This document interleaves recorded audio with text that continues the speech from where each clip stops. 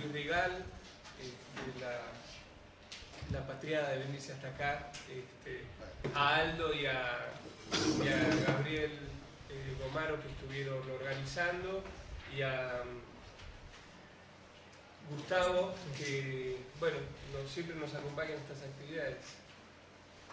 Bueno, gracias Luis por haberte venido hasta acá. Como yo te decía, hay en esta época 3 actividades simultáneas en la universidad, pero bueno, además de estar Aldo, está el director del Centro de Servicios, está el consejero superior Maimónico, graduados, hay otra gente de graduados también, y es importante para nosotros.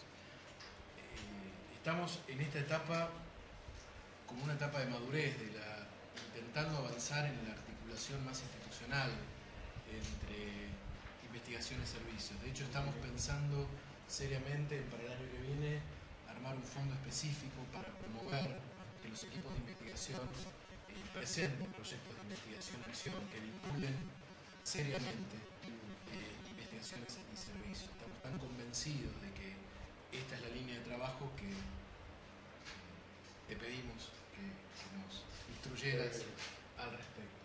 Por eso que esté el director del Centro de Servicios, que el consejero superior Maimone, que tendrá que votar el fondo para articular la línea de... En realidad, hablar del consejero Maimone, que es el que va a tener que votar el fondo.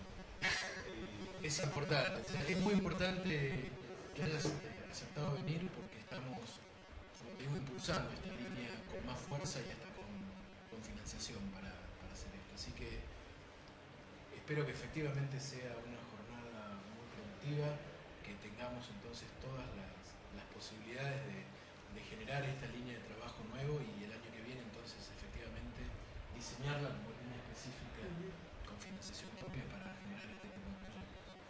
Así que bueno, en serio, muchas gracias de nuevo. Yo la vez pasada podía dar un rato, ahora 10:30 tengo otra reunión, pero bueno, ojalá que sea productivo y podamos salir de acá ya con una cosa más armadita para proponer como trabajo. Bueno, muchísimas gracias. Gracias por la invitación. No es la primera vez que ando por acá. Sí, sabemos. Pero hoy te pedimos que vengas para esto, que es una línea de desarrollo que listo, está bien. Impulsar está bien. Empezaremos a charlar. Muchísimas gracias. Muchas gracias.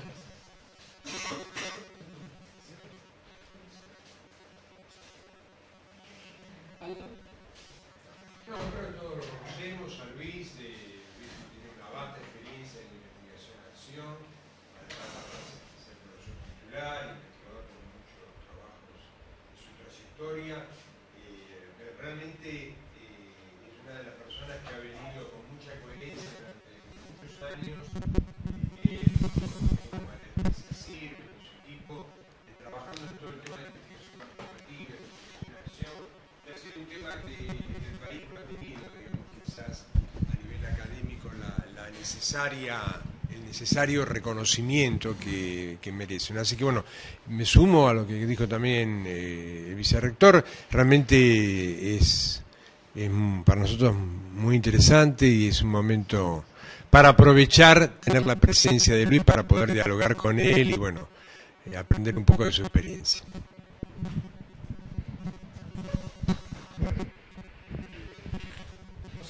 Usar esto, ¿no? Para grabar. Listo. Bueno, entonces, gracias por la presentación, por los elogios. Algunas cosas breves para ubicarme, ¿no? Yo soy sociólogo de formación y me considero también pedagogo. Vengo del campo de la sociología de la educación y fundamentalmente toda la reflexión sobre las teorías críticas en educación, y desde hace bastante tiempo trabajando en epistemología y metodología, como decía Aldo, transitando los caminos de la investigación-acción. Yo desde hace unos cuantos años, 18 exactamente, dejé la UBA, donde dictaba sociología de la educación, y pasé a ser docente de la Universidad Nacional de Jujuy, allá lejos hace tiempo, y ahí estoy todavía dictando sociología de la educación también, y una materia que es educación no formal, de alguna manera reconvertida en educación no formal y educación popular. y dentro de toda una actividad que trata de articular docencia e investigación con la participación y con la incorporación de los alumnos, dentro de lo que son las posibilidades y las limitaciones cotidianas de nuestras universidades, venimos desarrollando hace varios años un programa que se llama Movimientos Sociales y Educación Popular, en donde en ese trabajo que hacemos tratamos de incorporar algunos componentes de investigación y acción participativa. Entonces, en esto que me planteaba Aldo, de que hiciera alguna reflexión sobre la investigación y acción participativa y sobre algunas cuestiones prácticas, a mí me parecía bueno, hacer alguna reflexión más, si ustedes quieren, conceptual, y después trabajar sobre algún material que proviene de este proyecto que estamos llevando adelante, y entonces traje un video como para pasar algunas partes. Dentro de todas esas antecedentes que enumeró Aldo positivamente, no está el de que yo sea muy hábil para manejar esto, así que desde ya les pido perdón por anticipado. Si les parece, hacemos una pequeña rueda de presentación, así a mí me gustaría saber, bueno, quién son, de dónde vienen y si en el campo de investigación y acción tienen algún conocimiento teórico o práctico, ¿sí? Vamos a ver si pasamos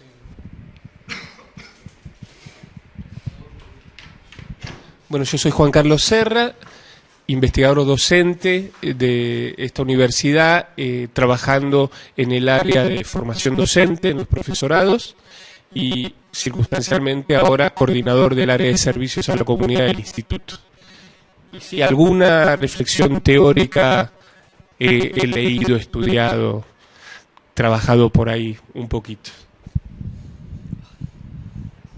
Yo soy Silvia Sánchez, licenciada en Política Social de la Casa y trabajo en el Centro de Servicios a la Comunidad.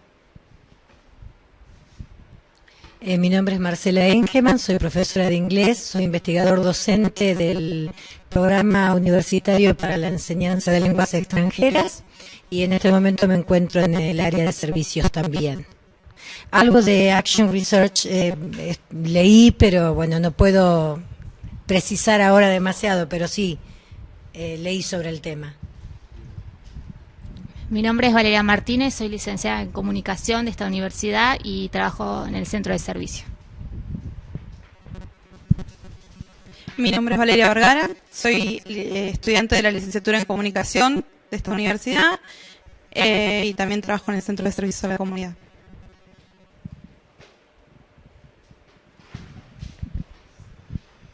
Mi nombre es Daniel Maidana, soy director del Centro de Servicios a la Comunidad y el tema que trabajo específicamente es economía social, y a partir de ahí tuve algún acercamiento al tema de investigación y acción, pero sobre todo más en mi prehistoria, trabajé en una ONG, fui fundador del Centro Nueva Tierra, y ahí tuvimos algún tipo de aproximaciones a este tipo de prácticas.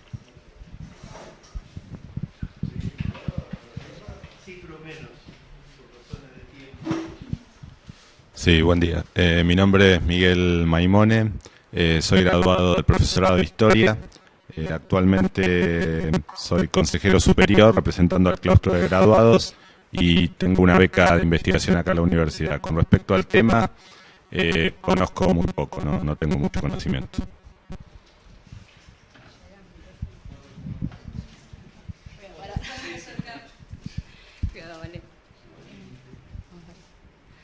Hola, ¿qué tal? Mi nombre es Natalia Palacios, estoy en una materia de recibirme licenciada de Comunicación y actualmente tengo una beca en investigación y docencia acá en la Universidad de General Sarmiento.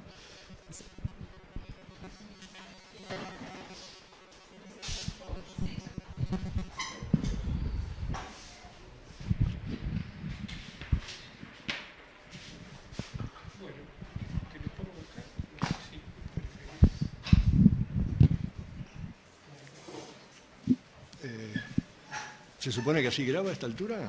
Sí.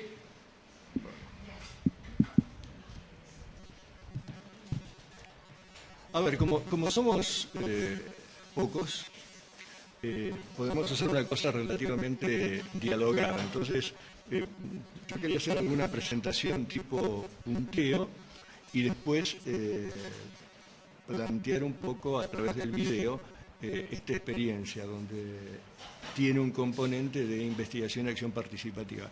Y si yo quisiera bautizar lo que pretendo hacer, sería como algo así como reflexiones sobre el contexto de producción de una investigación y acción participativa, o sea, saliendo de los manuales y metiéndonos en una situación concreta, en una experiencia concreta, con unos actores concretos, en donde, bueno, se da toda una articulación forzada a veces, favorecida a veces, desde donde poder llevar adelante este tipo de tareas que se alejan bastante del modelo más ideal de la investigación científica tradicional, digamos, ¿no?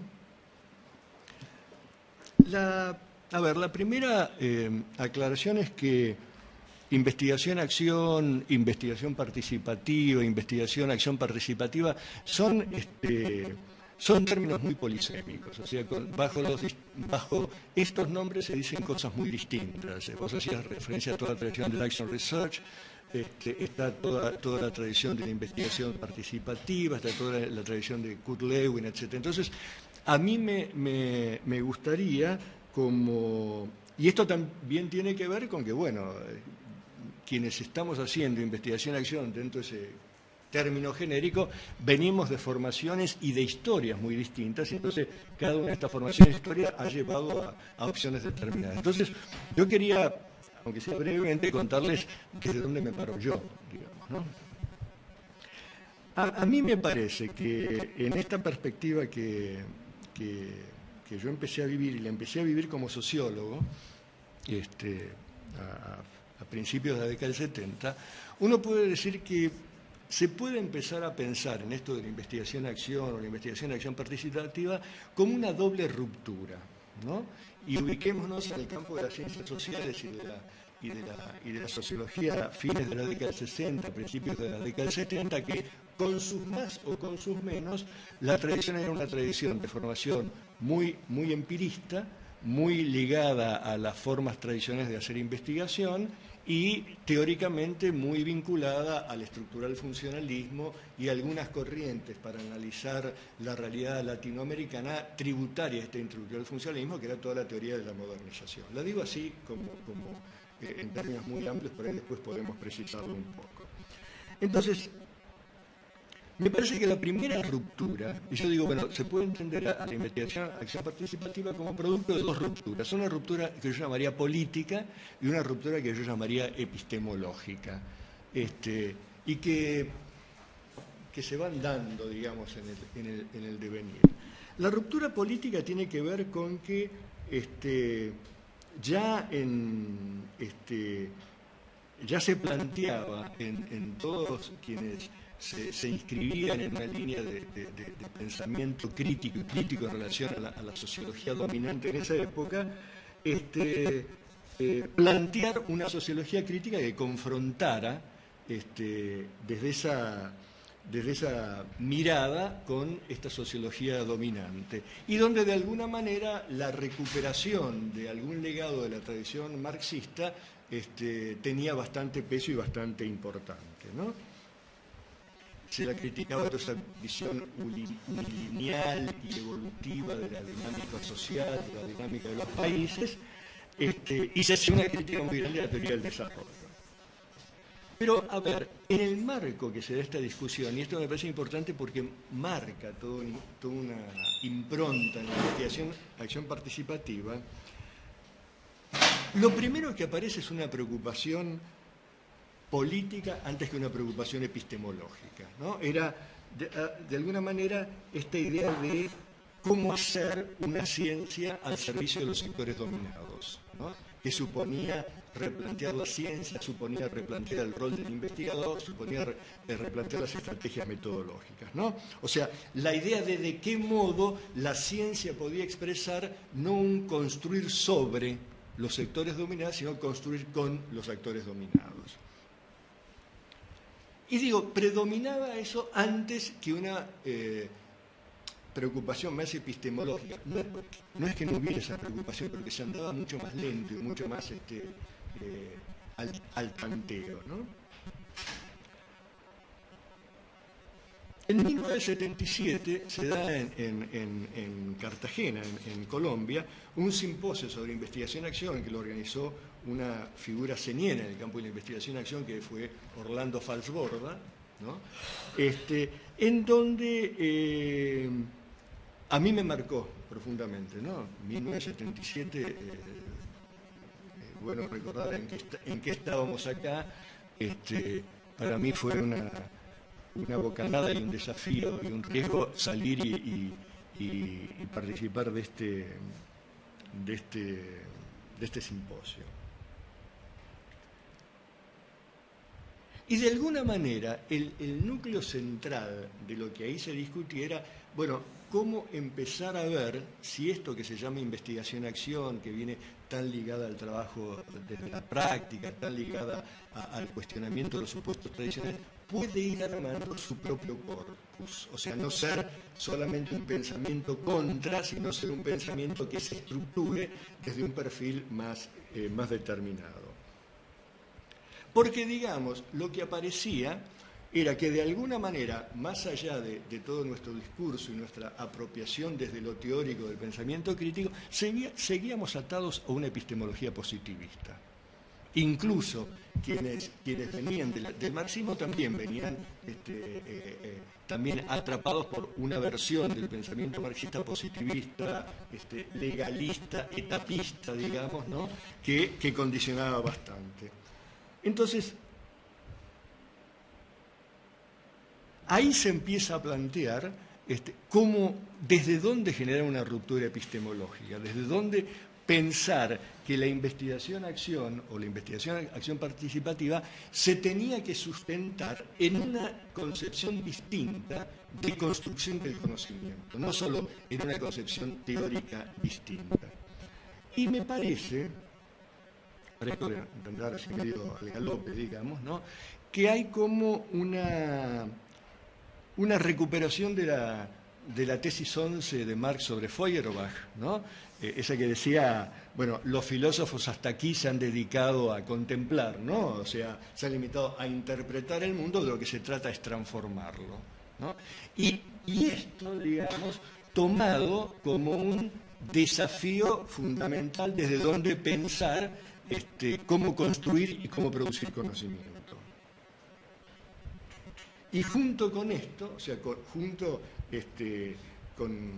con esta recuperación, puesta en valor, como sea, de esta tesis, tan alejada del pensamiento tradicional positivista, digamos, donde en el pensamiento positivista conocer es contemplar, digamos, y es contemplar aquello inmediatamente captable por los sentidos, ni siquiera se permitía la introspección de la hermenéutica, digamos. Exhumar esta tesis sobre Feuerbach empieza a plantear un cambio de mira, un cambio de ángulo. Porque además aparece otro concepto muy central en la atención del pensamiento marxista, que es el concepto de praxis, ¿no? O sea, cómo ligar el conocimiento y la producción de conocimiento con la acción transformadora de la realidad. Y no como un paso después de otro, sino como formando parte de un todo dialéctico, digamos, eso que es tan fácil de enunciar y después tan difícil de ver en la práctica cómo se da, ¿no? Pero esta idea de que la praxis es una acción con una intención transformadora, ¿no? Una acción social con intención transformadora, y que esa intención transformadora puede ir sobre la naturaleza, digamos, ¿no? Puede ir sobre la organización social o puede ir sobre la transformación de las conciencias, ¿no? Pero en cualquiera de ellos el conocimiento es como un paso solo distinguible analíticamente de este proceso transformador. Entonces también desde ahí era plantear el desafío de la ciencia y la investigación dentro de este marco conceptual. A partir de...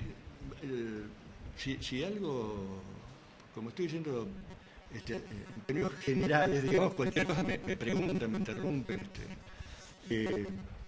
Entonces, como producto de todo eso, fueron surgiendo, me parece, una serie de perspectivas relativamente aisladas, medias caóticas, que después van decantando. Yo enumeré algunas de ellas, porque eran como las que tenían mucho peso en esa época y que siguen teniendo, ¿no? Una es el famoso tema del compromiso del científico o el compromiso del investigador social, ¿no? O sea, esta idea de que superar esta concepción tan afín a la investigación tradicional de la neutralidad valorativa, de una objetividad que casi se traduce en un investigador con polvo blanco manipulando en situación de laboratorio, sino que significaba un compromiso del científico con la realidad social y con la realidad social de aquellos sectores dominados, más empobrecidos, etc.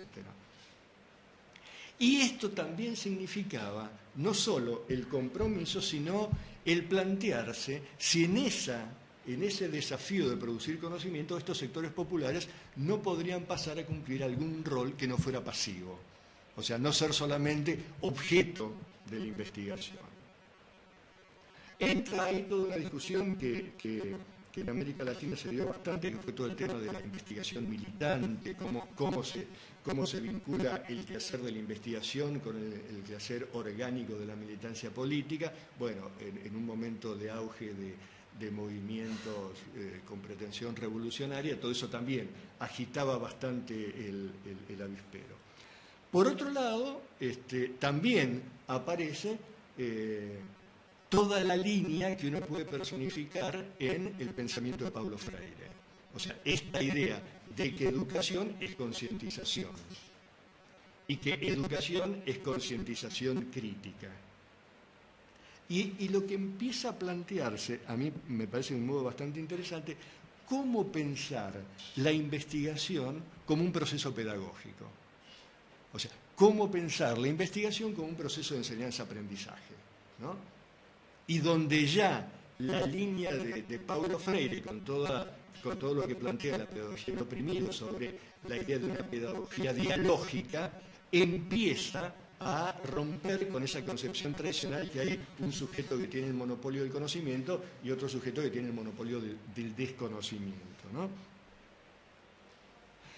Y esto, de alguna manera, se traslada a un cuestionamiento que fue muy importante en la década del 70, no solo en el campo de las ciencias sociales, sino también en el campo de la psicoterapia y del psicoanálisis, que era si esta relación entre investigador o investigado, o entre analista y paciente, no es en la base una relación sometedor-sometido, ¿no? Y entonces, ¿cómo replantear críticamente desde ahí si no se puede entrar a un abordaje que supere esa tensión entre un sujeto que posee y un sujeto que no posee, un sujeto que investiga e ilumina y otro sujeto que solo puede ser iluminado, digamos, ¿no? Otra línea que aparece bastante marcada es también esto de la revalorización de la cultura popular, la revalorización de la ciencia popular. Dicho de otra manera, la revalorización de los saberes no estrictamente científicos, ¿no? Esto que después Boaventura de Sousa Santos va a tomar y va a trabajar tanto, digamos. Y podemos decir también en todo este recorrido que también empieza a repensarse de un modo muy sólido todo el aporte de la Escuela de Frankfurt, sobre todo de Habermas, acerca de los distintos tipos de ciencia según los intereses del saber, y donde empieza a tener más entidad esta idea de la ciencia emancipatoria. Entonces, esta es la primera presentación en sociedad de los dilemas teóricos epistemológicos. Uno puede decir, si quiero ubicar dónde,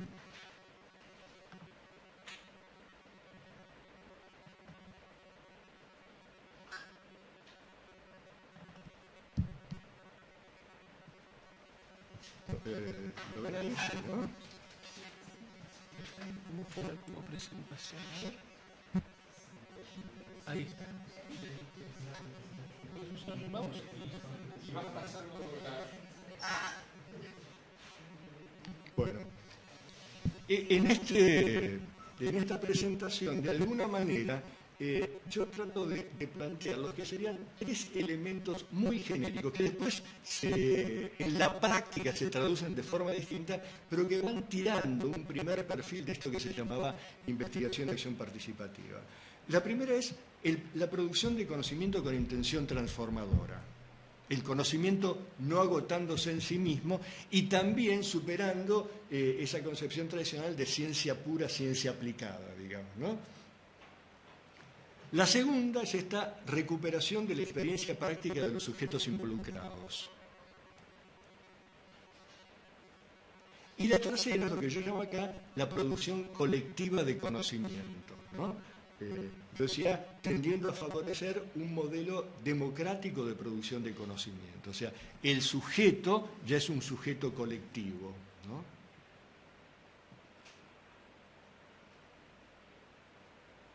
Bueno, dicho esto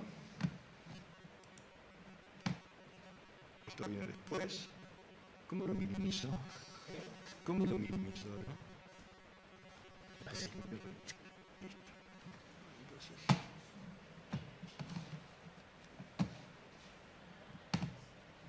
Sobre el papel. Sí. Vamos a pasar ahora a ver una primera parte del video.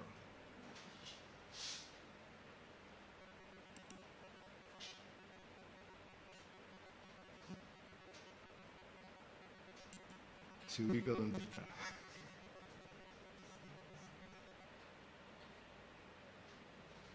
Yo no vi dónde lo descargaste. ¿Vos lo abriste y lo descargaste en la computadora? Sí. Y después lo minimicé. ¿Se habrá descargado? No, me parece que lo habías... Yo lo descargué de ahí. Claro, me parece que lo abriste de acá, no lo descargaste en la computadora. Sí, se descargó en la computadora, seguro.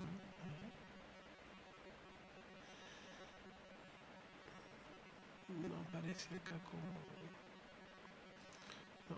Si le damos de nuevo acá, me parece que va a ser... Ah, bueno, te va a demorar un poquito. Va a tardar un rato. Sí, si no... Bueno, mientras tanto yo ya advertí, así que no... Yo mientras me ocupo a ver si puedo ver dónde va, porque lo vas a tener que parar y volver a encender, ¿verdad? ¿O lo vas a pasar todo de una vez? Lo voy pasando y lo voy parando. Sí, yo creo que... Bueno, como yo les contaba, cátedra de educación no formal,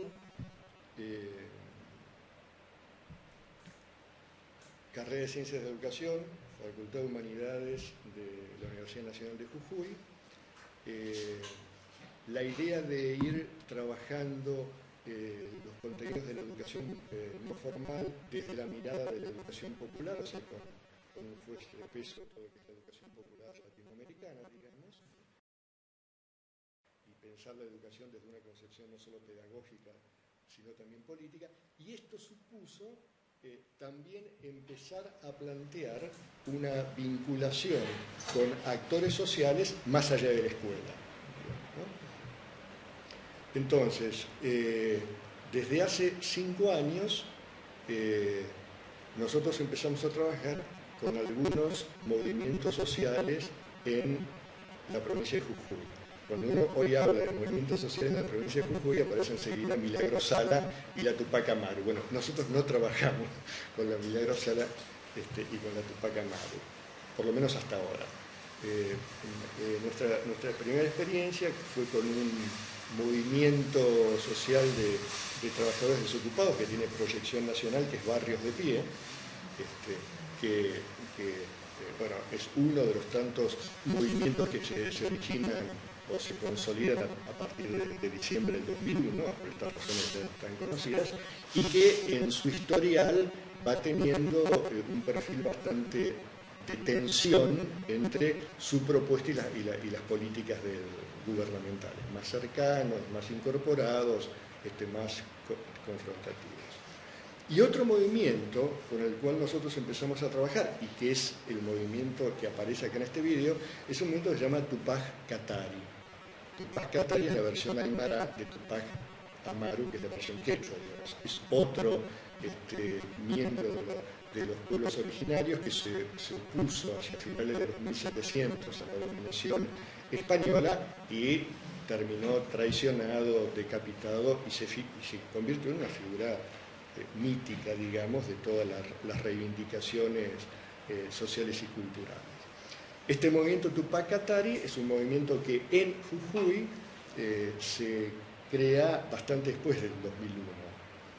O sea, y tiene una coincidencia bastante grande con la asunción de Evo Morales en Bolivia. O sea, que tiene una connotación de reivindicación de la cultura de los pueblos originarios o reivindicación de las culturas periféricas muy fuerte.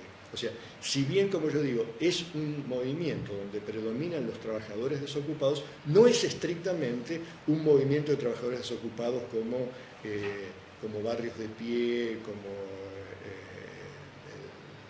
el movimiento Perón, como uno de los más conocidos acá en el Democracia, sino que nace con una propuesta cultural alternativa. Entonces, lo que yo les voy a plantear acá es esto que yo llamo el contexto de producción, ¿no? O sea, cómo vamos acercándonos al movimiento, por qué nos vamos acercando, cómo aparece la perspectiva de la educación popular y cómo ya llegamos. Y cómo eso, ¿ustedes lo ven esto? Sí.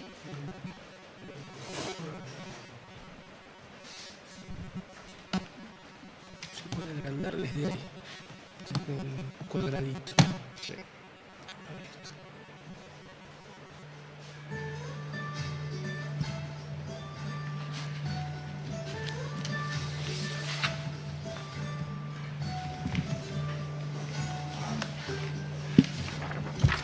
Este es el equipo nuestro en Jujuy.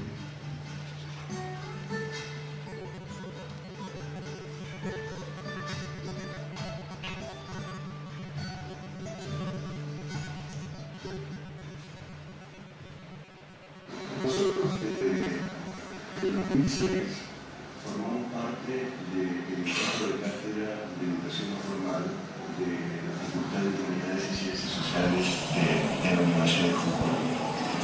Y en nuestra tarea tratamos de articular la parte de docencia con el desarrollo de investigaciones que vayan profundizando el conocimiento de ciertos aspectos de la comunidad educativa jujeña, especialmente aquellas vinculadas con los sectores populares, desde donde nosotros queremos desarrollar un enfoque que privilegia especialmente la mirada de la educación popular.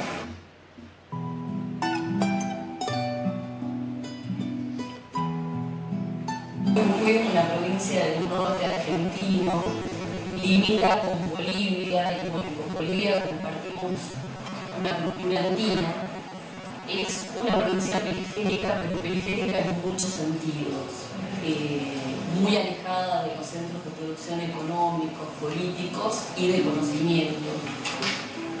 Las actividades principales que sostienen la provincia son el tabaco, el azúcar, la extracción minera, que está asociada a muy pocas familias y muy pocas empresas con la anuencia de los sectores políticos locales que han asumido desde los inicios de la democracia después de la última dictadura militar, que además dejan muy pocos ingresos y muy poco crecimiento económico dentro de la misma provincia.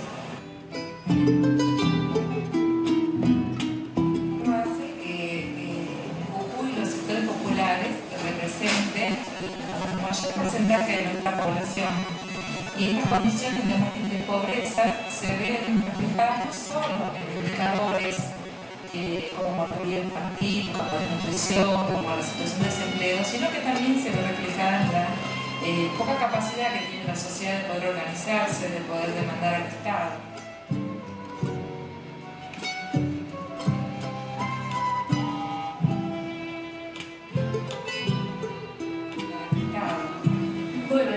contexto es lógico que Jujuy aparezca como la provincia con mayor cantidad de planes sociales, lo que hace que las políticas locales sean de un clientelismo muy primitivo, ¿no? Los sectores políticos conservadores de la provincia de Jujuy siguen manejando sus políticas sociales desde las bases más clientelares. Dentro de eso, o sea, acá lo que aparece dentro de este panorama es esta idea de la preocupación por la dificultad para organizarse de los sectores populares y desde ahí confrontar y penetrar el Estado, atravesada por una fuerte tradición clientelista en lo social y obviamente también en lo político que tiene tanto peso, ¿no?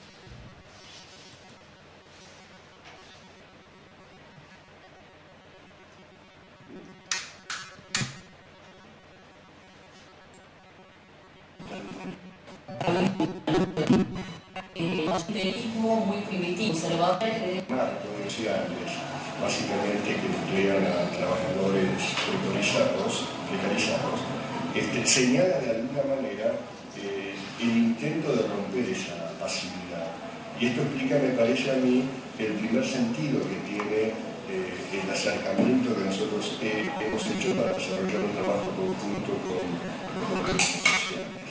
En este sentido, retomando lo que habíamos dicho al principio, cuando nosotros hablamos de la perspectiva de la educación popular, que es la mirada de la cual pretendemos trabajar, nos estamos refiriendo a una política y una concepción político-pedagógica que casualmente trabaja fundamentalmente sobre el intento de buscar un mayor protagonismo de los actores sociales, en este caso un mayor protagonismo de los movimientos sociales. Y en esa búsqueda de protagonismo nos interesa tanto contribuir al desarrollo de la conciencia crítica y de la reflexión crítica de los miembros del movimiento, como a reflexionar en la línea de fortalecer su organización y el peso que ellos pueden tener en la sociedad.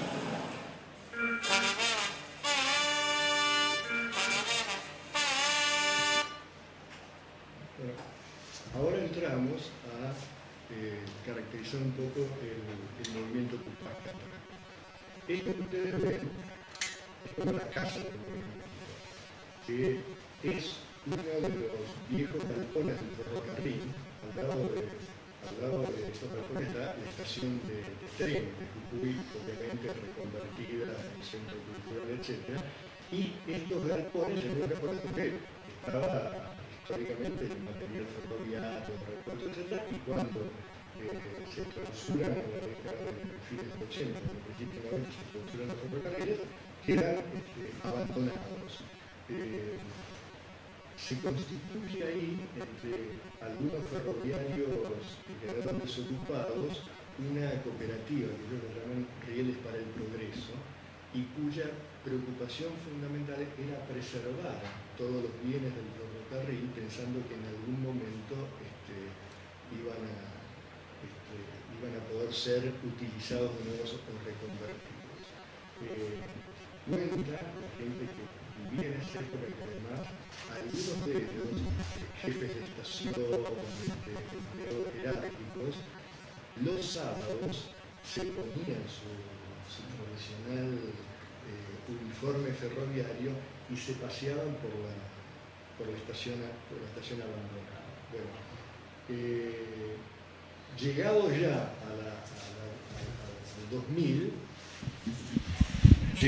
ya al 2000, esta posibilidad de reconvertir nuevamente la estación y los ferrocarriles, etc., cae. Entonces, esto se transforma en galpones abandonados. Y hay, desde distintos grupos u organizaciones sociales, un intento de ocuparlos para darle algún sentido y algún significado. Bueno, el movimiento Tupac Katari, uno puede decir, nace con la ocupación de uno de estos galpones.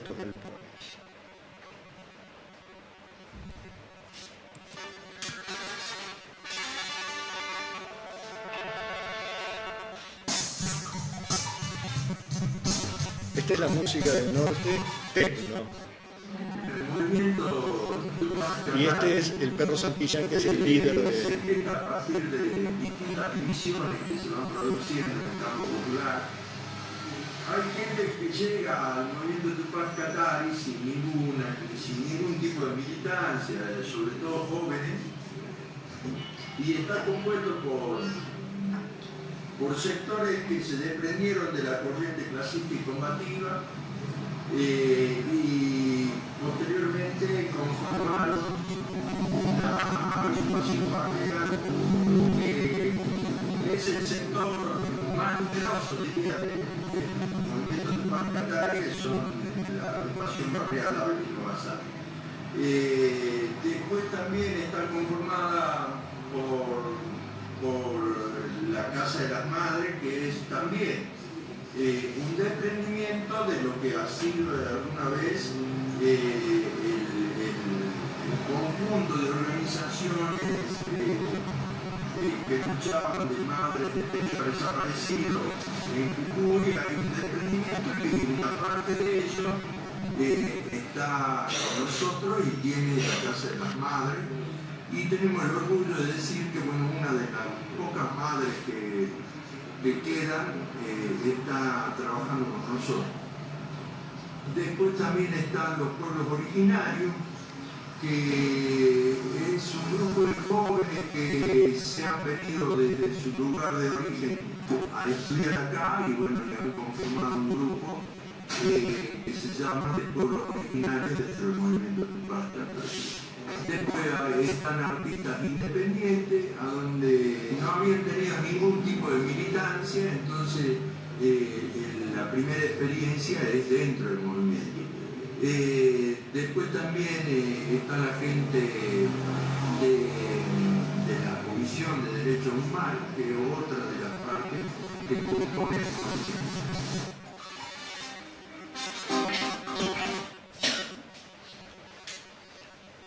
Bueno, de esto que se viene presentando,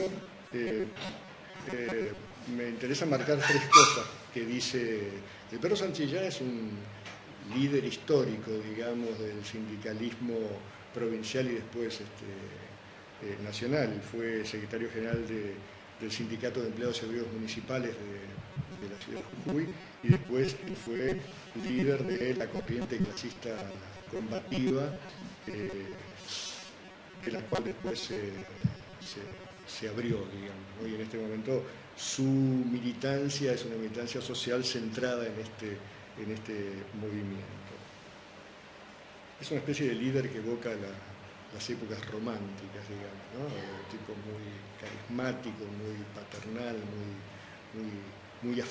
muy afectuoso, digamos, ¿no? Donde la relación cara a cara con todos define un poco su modo de trabajar y de aproximarse. Y él señala una cosa que es fuerte, ¿no? Que el movimiento surge como producto de las divisiones en el campo popular, ¿no? Una historia tan recurrente, ¿no? en la historia social y política, ¿no? O sea, divisiones políticas, ¿no? Funcionamiento de la corriente clasista combativa, divisiones en los organismos de derechos humanos, divisiones en una agrupación barrial, una parte se integra, que se llama Avelino Bazán, etc. Entonces me parece que una característica que empieza teniendo este movimiento es que, y ellos mismos lo dicen, es como una especie de paraguas, ¿no? O sea, quienes forman parte del movimiento como que mantienen una doble identidad, la de origen de acuerdo de dónde viene, de la corriente clasista combativa, de la Casa de Madres, de la agrupación Avelino Bazán, y después la segunda identidad, que es la identidad del Paraguay, que es la del movimiento. Y esto es una identidad muy dinámica y muy en tensión, digamos. Por ejemplo, esta agrupación Avelino Bazán es un dirigente gremial minero, desaparecido en la década del 70, es la pesada del movimiento. es decir, aquella que un papel más protagónico tiene en las movilizaciones, en los cortes de calle, etcétera, y por consiguiente es una parte del movimiento que más difícilmente se incorpora al diálogo y al debate político al interior del movimiento. Algunos de los para mostrar esta realidad de los sujetos, ¿no? Algunos de los miembros del Avelino Bazán son simultáneamente miembros de la barra brava de Gimnasia y Esgrima de Jujuy, digamos, ¿no? Entonces, toda esta mixtura, ¿no?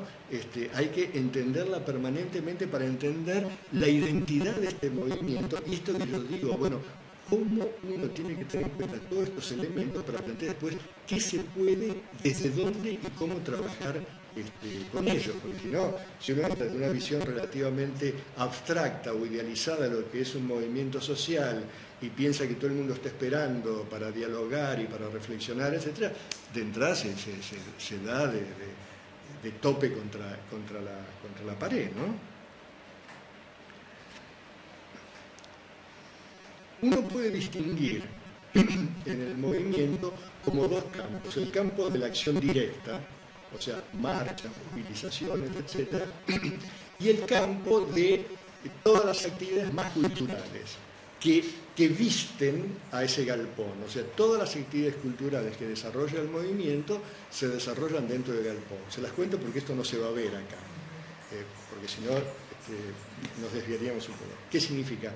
Hay talleres de circo social en el cual se incorporan a artistas callejeros, se incorporan a jóvenes drogadictos, tratan de acercar a adolescentes de los barrios. Hay un taller de apoyo escolar, estos talleres son prácticamente clásicos en todos los movimientos sociales, ¿no? Donde tratan de desarrollar alguna propuesta pedagógica que sea algo más que el contraescuela, digamos, ¿no? Hay un taller, un área muy importante de ecología y defensa del medio ambiente, en este momento muy centrada y muy combativa con todo el tema de la veganería, que es un tema que ya ha llegado al debate nacional. Hay un área de pueblos originarios, ¿no? Donde tratan de hacer una recuperación desde la lengua a los instrumentos musicales típicos, etc. Y hay una biblioteca de material de derechos humanos y de material para la gente del movimiento que está cursando primarios, secundarios o terciarios. Todo eso, para dar una idea, se desarrolla simultáneamente adentro del movimiento. O sea que uno también, cuando está trabajando ahí o cuando está reuniéndose, está permanentemente en ese movimiento donde hay que acostumbrarse primero a esta especie de bullicio casi caótico, donde allá en el fondo hay dos equilibristas tratando de hacer pruebas que a uno le parecen imposibles de superar. Acá hay una clase de apoyo escolar y 4 o 5 hijos de quienes están y niños pequeños, hermanitos que están en apoyo escolar correteando por ahí. Por otro lado se escucha un instrumento musical. Bueno, eso es el cotidiano. O sea, ahí hay que pensar cómo armar ámbitos de producción colectiva, digamos, ¿no?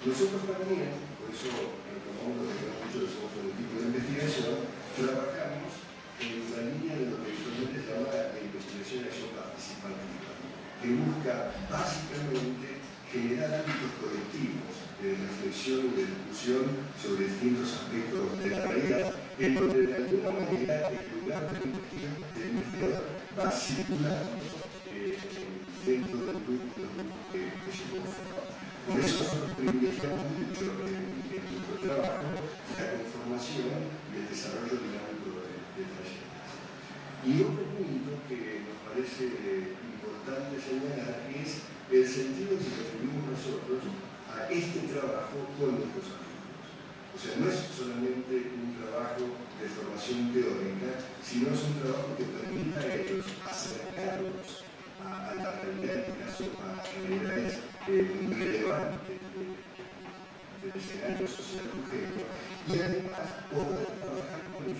fuente de la reflexión crítica y poder, a partir de los propios permisos que ellos tienen, ir buscando miradas superadoras, miradas más complejas, miradas más intensivas de lo que son los movimientos sociales y del sentido que tienen. O sea, acá se va perfilando ya cuáles serían las preocupaciones, yo no llamaría objetivos, de llevar adelante alguna propuesta de investigación, acción participativa. Uno es la más primigenia, ¿no?, de poder trabajar en la producción de conocimiento crítico que sirva para encarar alguna acción transformadora al interior del movimiento.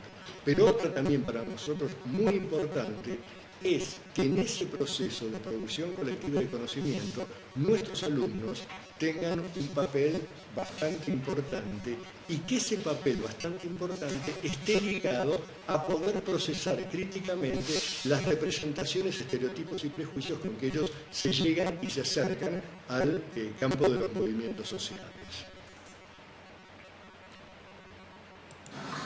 Y en ese sentido, una de las situaciones que se nos presentan es que hay mucha resistencia en el comienzo porque tenemos una formación como educadores muy centrada en lo que es la escolarización formal. Entonces descubrir que hay otros espacios educativos con otras características, con otros actores sociales, con otras dinámicas, con otras lógicas, bueno, genera en el comienzo mucha resistencia a todo lo que viene recibiendo como información durante su formación.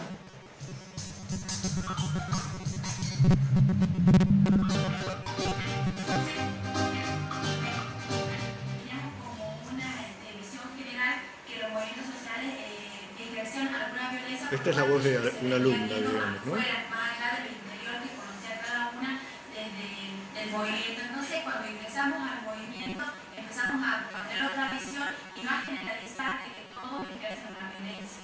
Además, eso nos pudimos dar cuenta a partir del primer acercamiento que tuvimos con los chicos que eran representantes del movimiento que se separaron, que fue expulsado de la práctica.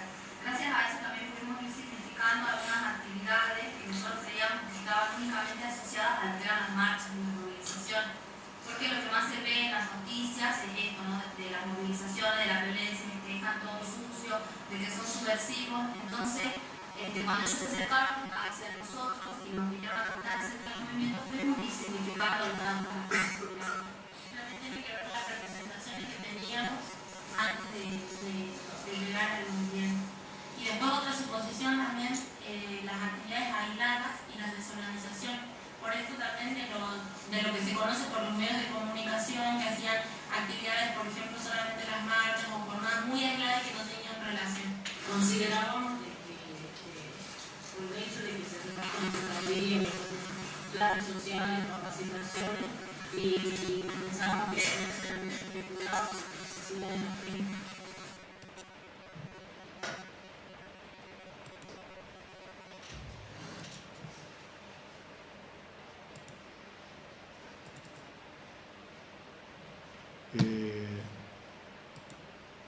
va quedando más o menos claro el escenario, ¿no?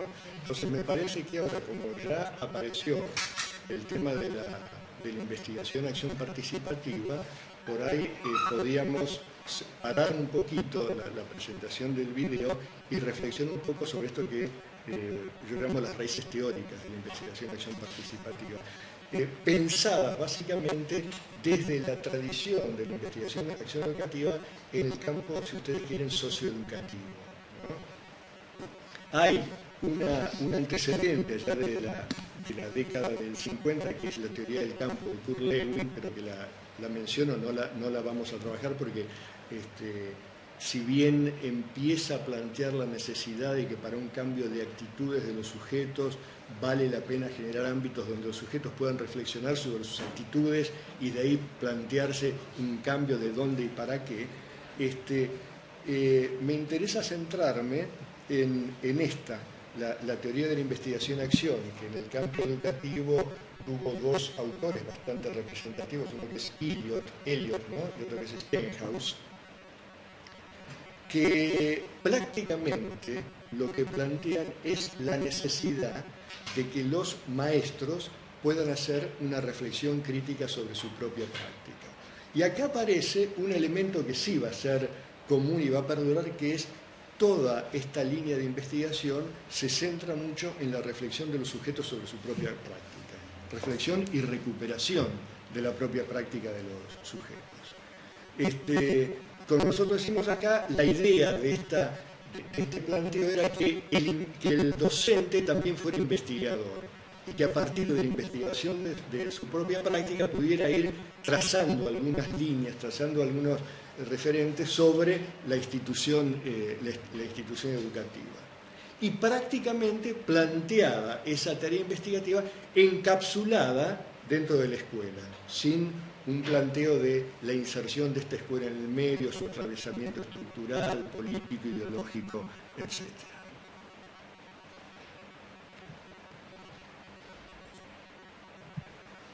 Llegamos así a